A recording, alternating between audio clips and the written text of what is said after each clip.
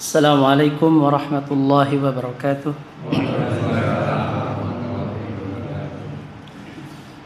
Alhamdulillahi ala ihsanih wa syukru lahu ala taufiqihi wa amtinanih.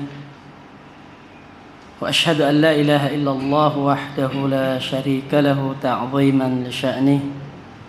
Wa ashhadu anna Muhammadan abduhu wa rasuluhu al-hadi ila ridwanih.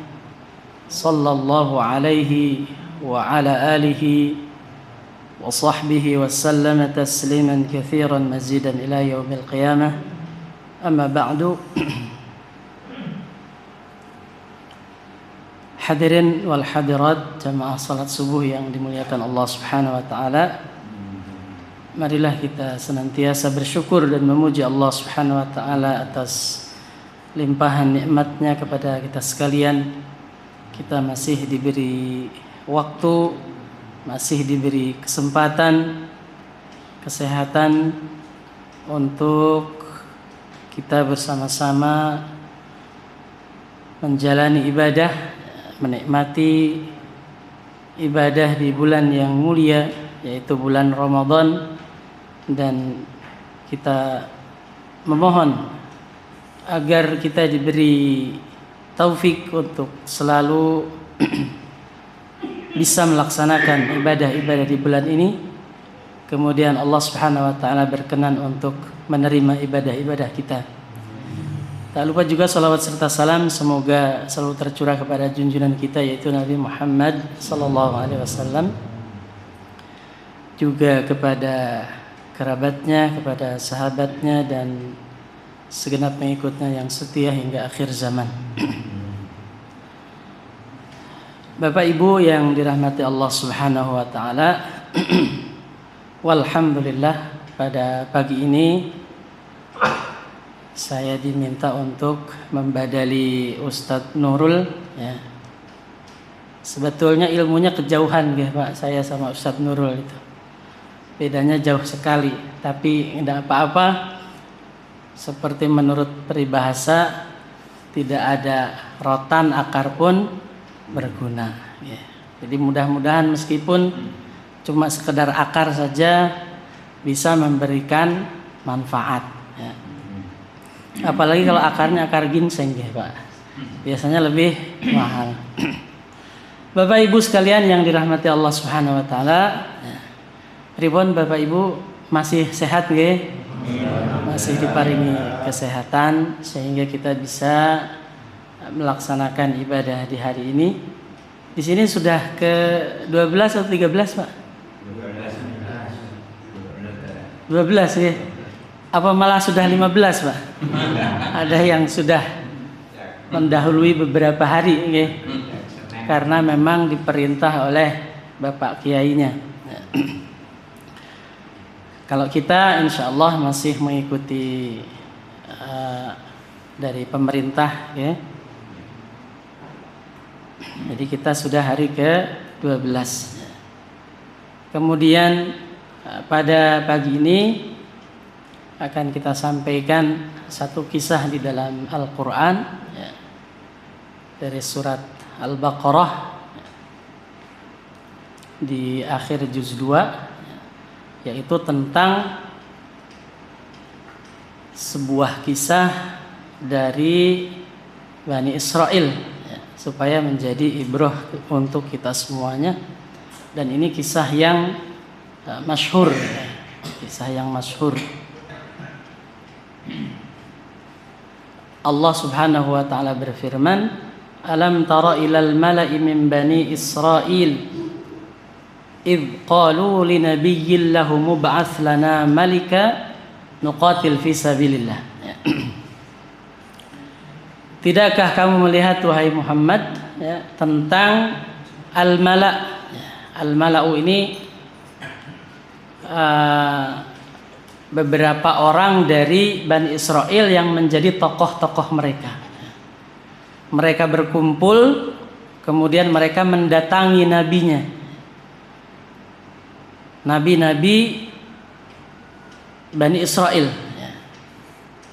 yang mana kejadiannya setelah wafatnya Nabi Musa alaihis salam. Jadi mereka mengatakan kepada nabinya, ib'ats lana malikan, utuslah bagi kami seorang raja, nuqatil fi sabilillah, nanti bersama raja itu kami akan berperang di jalan Allah. Jadi singkat ceritanya, Bani Israel itu waktu itu ditakdirkan oleh Allah Subhanahu wa taala karena sifat-sifat mereka yang memang karakternya yang tidak bagus, ya. Mereka sering membangkang, ya. Mereka sering meremehkan perintah-perintah Allah. Bahkan mereka yang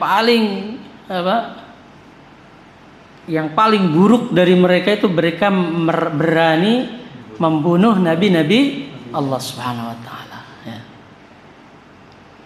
Jadi kemudian Allah menimpakan bala kepada mereka, ya. Allah menimpakan bencana, di antaranya bangkitnya Raja Talut, ya. Raja Jalut, mohon maaf ya, Pak. Raja Jalut, yang mana raja ini sangat kejam, ya. Mereka pun berkata dari Bani Israel itu, wa ma lana alla nuqatila fi sabilillah wa qad ukhrijna min diyarina wa abnaina. Jadi Raja Jalut itu membunuhi dan mengusir Bani Israel, ya.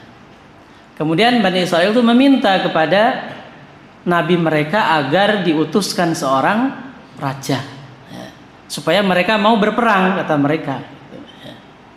Kemudian kata nabinya khawatir, ya, karena sifat Bani Israel tersebut rata-rata mereka adalah pengkhianat, pengecut, ya.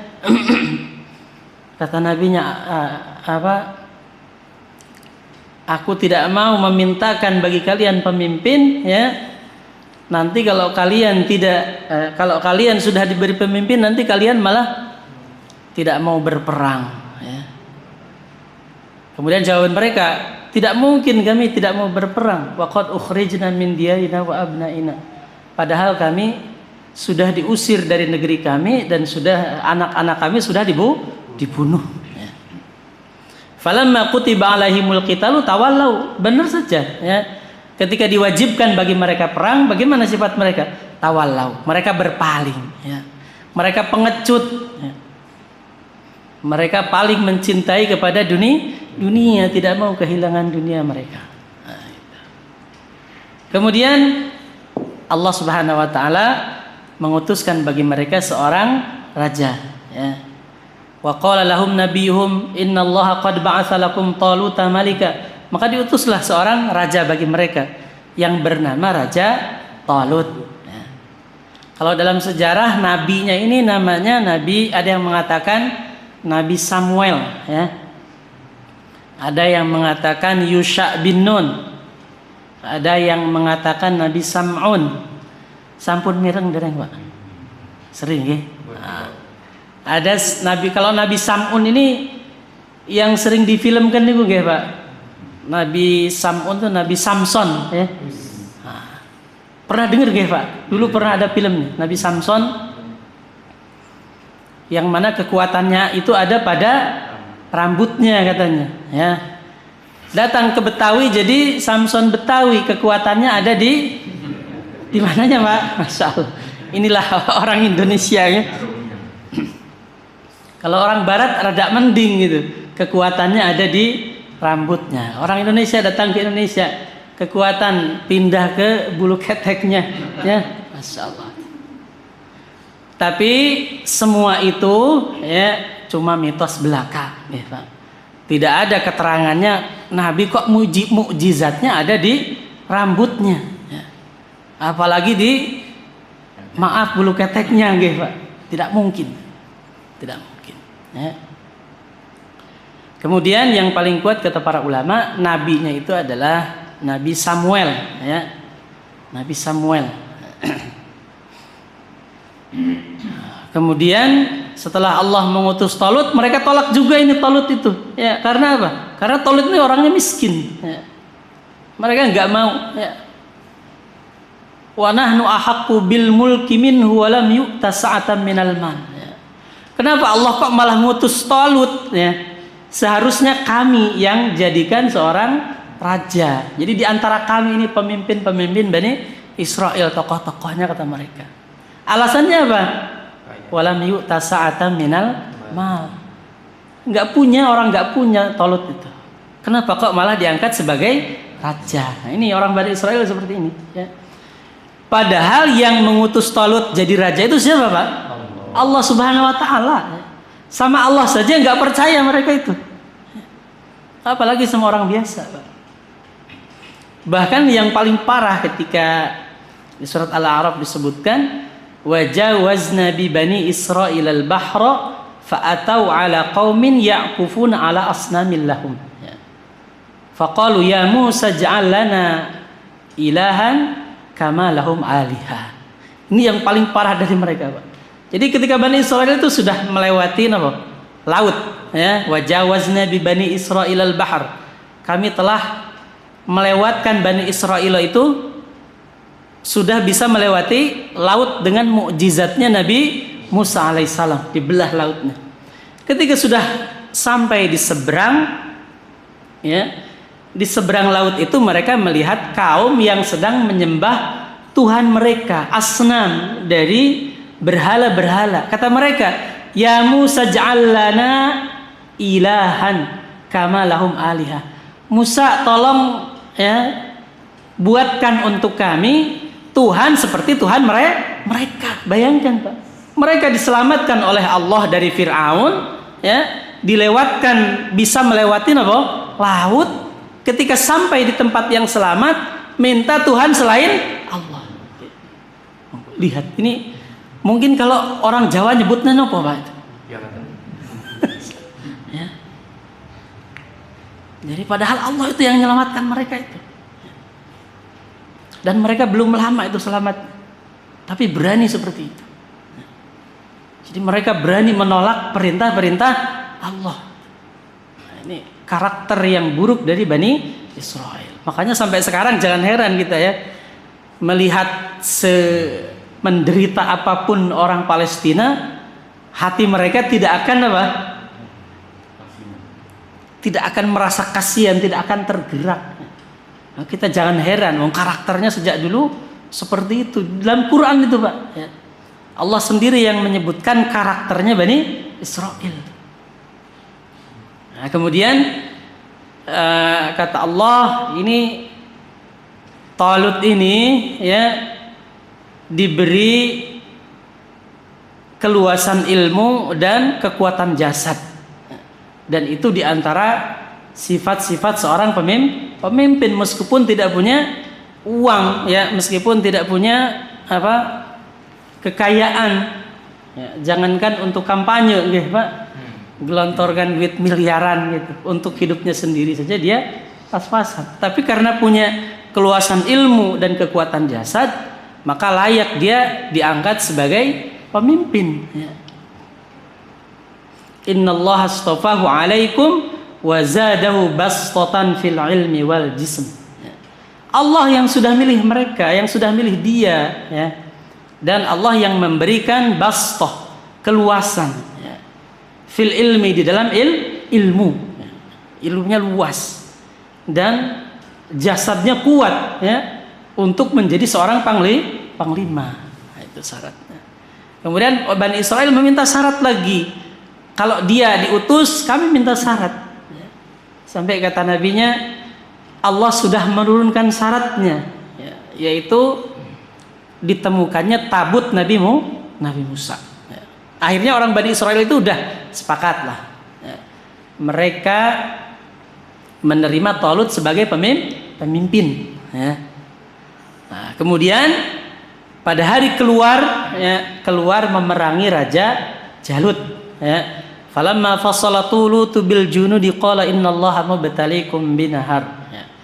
Ketika Talut itu keluar dengan pasukannya, kata sebagian orang, sebagian ulama mengatakan bahwa jumlah mereka itu ada sekitar 80.000, ya, 80.000 pasukan. Kemudian Allah menguji mereka, menguji kesabaran mereka itu dengan sebuah apa, Pak? sungai, ya. Innallaha mubtaliikum binahar. Nah, diuji. Ya, Bani Israel ini yang 80.000 itu kuat atau tidak mereka memerangi Raja Jalut, ya. Kata Talut, bagaimana? Faman syariba minhu falaysa minni. Ya. Orang yang minum sepuasnya, orang yang meminum dari sungai tersebut, falaysa minni. Ya. Maka dia bukan dari golonganku. Dia tidak layak untuk berperang bersamaku. Ya. Wa man lam yat'amhu fa innahu minni. Ya, orang yang tidak meminumnya, maka dialah yang akan berperang bersamaku. Illa man iqtarafa ghurfatan biyadi. Kecuali cuma seteguk apa, Pak? Air saja, seteguk air, ya. Satu cidukan saja gitu ya. Dia minum kemudian dia lanjutkan perjalanan. Kemudian bagaimana nih Bani Israil ini? Fasharibu minhu illa qalilum minhum. Minum semuanya, Pak. Ya, kecuali sedikit saja. Ada yang mengatakan cuma 4.000 orang yang tidak minum. Padahal pasukannya berapa tadi, Pak? 80.000. Cuma 5% saja. Masya Allah. Jadi mereka nggak kuat untuk melaksanakan perintah Allah. Jangankan perang, ya, cuma untuk apa? Menahan minum saja nggak kuat gitu. Bagaimana mereka berperang? Ya, cuma 4.000 saja. Kemudian kata mereka bagaimana? Ya, mereka mengatakan la taqata lana al-yauma bijaluta wa junudi. Gak bakalan kuat dah di sini aja. Jadi mereka mandi, minum sepuasnya di sana, Pak. Ya. Karena waktu itu waktu yang panas. Ya. Dan ada air yang seperti itu, seger. Bagaimana orang tidak tertarik? Jadi mereka mandi di sana, minum sepuasnya. Akhirnya Allah pun ya memang tidak berkenan dengan jihadnya mereka. Sebagaimana juga dalam surat At-Taubah disebutkan tentang orang-orang munafik ya yang mereka tertinggal dari perang. Ya, Allah tidak suka. Walakin karihallahum bi'atsahum fathabbatahum. Ya, wa qila qa'udu ma'al qa'idin. Tapi karena memang Allah tidak suka dengan jihad mereka, sehingga mereka pun dibuat malas sama Allah Subhanahu wa taala. Dan mereka tidak layak untuk menunaikan perintah Allah Subhanahu wa taala. Sehingga mereka pun mengatakan gak akan kuat. Kita gak akan kuat. Dan memang mereka tidak layak. Akan tetapi orang yang 4.000 ini akhirnya mereka berangkat. Ada juga yang mengatakan kata mereka sejumlah pasukan Badar, ya. Jumlahnya itu lebih sedikit lagi. Berapa, Pak, jumlah pasukan Badar? Cuma 300 orang. Ya. Sedikit sekali. Padahal dalam kisah disebutkan ya bahwasanya Jalut pun menyiapkan pasukan sebanyak itu juga. Sebanyak 80.000 karena tahu yang berangkat itu berapa? 80.000. Coba bayangkan, 4.000 melawan 80.000, Pak. Masya Allah. Ya. Tapi kata orang-orang yang beriman, ya, mereka mengatakan, kam min fi'atin qalilatin ghalabat fi'atan katsiratan biidznillah. Betapa banyak ya golongan yang sedikit bisa mengalahkan golongan yang besar, yang banyak. Dengan apa? Biidznillah, dengan izin Allah. Ya. Wallahu ma'as sabirin, dan Allah itu bersama orang-orang yang sabar. Seperti di awal-awal Islam juga sama ya. Wa iyyakum minkum mi'atun sabiratu yaglibu alfam minal ladina kafaru. Ya. Jadi kata Allah, orang yang sabar dari orang mukmin itu satu bisa melawan berapa? 10, Pak. Itu awal-awal Islam. Ya. 10 orang mukmin, satu orang mukmin bisa mengalahkan 10 apa? 10 orang kafir. Tapi syaratnya apa? Sabiratun. Harus orang yang sabar. Jadi kekuatan mukmin itu bukan pada ototnya. Ya, tidak harus, kalau orang istilah pemuda sekarang, ya perutnya harus six pack gitu ya. Harus apa? Perutnya itu seperti kotak-kotak gitu. Syaratnya orang mukmin bukan itu, ya. Bukan otot-ototnya yang menonjol, ya. Bisa ngangkat barbel ratusan kilo, bukan itu. Syarat kekuatan seorang mukmin itu apanya, Pak? Kesabarannya, keimanannya. Di sanalah letak kekuatan orang mukmin, gitu kan. Kemudian walamma barazu li Jalut wa junudi rabbana afrigh alaina sabra. Nah, ini yang diminta oleh pasukan tersebut, minta diberi kesabaran. Kesabaran. Karena dengan kesabaran tersebut mereka bisa mendapatkan kemenangan. Fahazamuhum biidznillah wa qatala Dawudu Jalut, ya, wa atahu Allahul mulka wal hikmata wa 'allamahu mimma yasha. Ya. Nah, kemudian ketika mereka menyerang menyerang Jalut, ya. Jadi di antara pasukan Bani Israel ini ada seorang pemuda yang bernama Dawud, ya. Dialah yang berhasil membunuh Jalut. Jadi hadirin rahimani wa rahimakumullah, itu tentara yang begitu banyak itu, ya, dengan izin Allah mereka bisa dikalahkan. Itu, ya. Mereka bisa dikalahkan. Cuma dengan pasukan yang sedikit saja. Tentunya dengan pertolongan dari Allah Subhanahu wa taala. Ya. Jadi hadirin rahimani wa rahimakumullah, dari sini kita bisa melihat beberapa hikmah, ya, beberapa hikmah. Yang pertama, kita ketahui karakter, ya, yang buruk dari Bani Israel. Karakter mereka memang jelek sejak dulu. Dan kita Nabi SAW selalu memperingatkan kita agar kita jangan mengikuti karakter-karakter buruk Bani Israel. Baik dalam sifat-sifat mereka yang keseharian ataupun sifat-sifat ibadah-ibadah mereka, gitu ya. Ataupun kekhususan mereka, jangan kita ikuti. Ya. Jangan kita tasyabuh dengan mereka. Jangan tasyabuh dengan orang-orang Yahudi dari Bani Israel. Ya. Malah kata Nabi SAW sebutkan, la tatabi'unna sunanal ladina min qablikum. Kalian itu akan mengikuti sunnah-sunnah orang-orang sebelum kalian, ya, sibron bisibrin, dhira'an bidhira'in, ya, satu hasta demi sehasta, sejengkal demi sejengkal. Kalian akan mengikuti orang-orang Bani Israel. Sampai kalau mereka masuk ke lubang dob. Nah, mohon maaf ya, Pak. Dob itu bukan biawak ya, Pak, ya. Beda ya antara dob dengan biawak. Kalau biawak itu yang biasa kita temui di sungai-sungai itu, nggih. Makan ikan, pokoknya makanannya itu binatang. Kalau dob ini mungkin Bapak sering dengar kadrun. Sering dengar kadrun. No, kadal gurun, nggih. Kadal gurun beda dengan biawak. Kalau kadal gurun makanannya itu tumbuh-tumbuhan.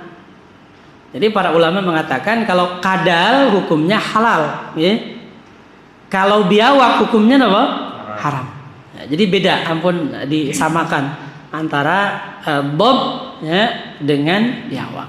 Nah, kenapa Nabi mencontohkan dob, gitu ya? Jadi kata para ulama, dob itu kalau masuk lubang, ya, dia itu di lubangnya itu bikin jalur ke kanan, bikin jalur ke kiri, bikin jalur ke depan, gitu ya. Ada yang lurus, ada yang belok, sehingga ketika si pemangsanya masuk ke sana, pemangsanya jadi bingung, gitu, ya.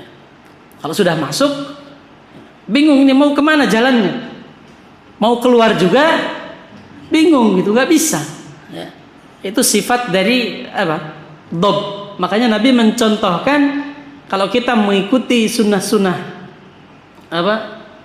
orang-orang sebelum kita, seperti masuk ke dalam lubang dob. Jadi, sudah sulit masuk, sulit juga untuk keluar, gitu ya. Itu sifat dari dob. Ini masuk itu ke kanan atau ke kiri, nggak ada rambu-rambunya, nggak ada bangjonya, gitu. Ini mau lewat kemana? Sama seperti kita mengikuti sunnah-sunnah orang sebelum kita. Jadi kita kaum muslimin, ya, Nabi sudah menetapkan ajaran-ajaran yang berbeda yang lebih baik daripada ajaran-ajaran Yahudi ataupun agama lainnya.